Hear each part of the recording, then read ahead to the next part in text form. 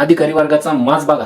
50 IAS IPS अधिकारी एकाच जागेवर जमीन विकत घेतात आणि तिथून 3200 करोड रुपयाचा हायवे मंजूर होतो. ही घटना आहे भोपाळच्या मध्य प्रदेशची, जिथं बातम्यांनुसार 2022 मध्ये 50 IAS IPS अधिकारी एक सोबत शेतजमीन विकत घेतात. त्यावेळेस त्या जमिनीचा भाव 82 रुपये पर स्क्वेअर फूट होता.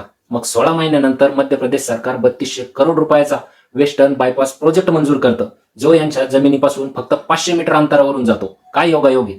यानंतर या जमिनीला ऍग्रिकल्चर लँड मधून रेसिडेन्शियल लँड मध्ये कन्व्हर्ट केले गेले.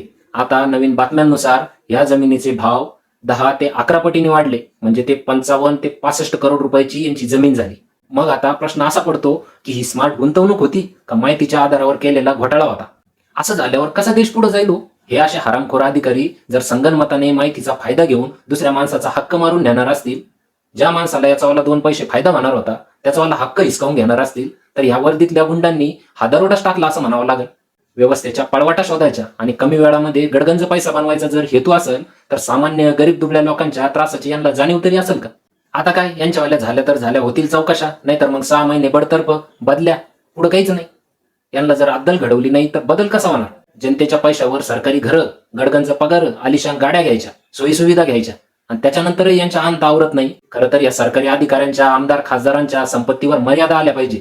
हे बेभान सुटले. यांच्यावाल्या संपत्त्या 200%, 500% वाढत्या आणि गरीब जनतेचा ती गरीबच राहू राहिली. आरामात एसी मध्ये बसायचं. यांच्याकडून गुन्हे सॉल्व्ह होत नाही, गुन्हे थांबत नाही.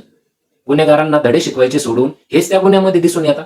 खरे तर यांचे पगार यांच्या कामावर झाले पाहिजे आणि जर कोणी घोटाळ्यात सापडला तर त्याला घरी काढून दिलं पाहिजे. पण त्यासाठी सत्ताधारी पण त्या लायकीचे लागतील ना. हेच जर टक्केवारी घेऊन गप्प बसत असतील तर कारवाई कशी होणार?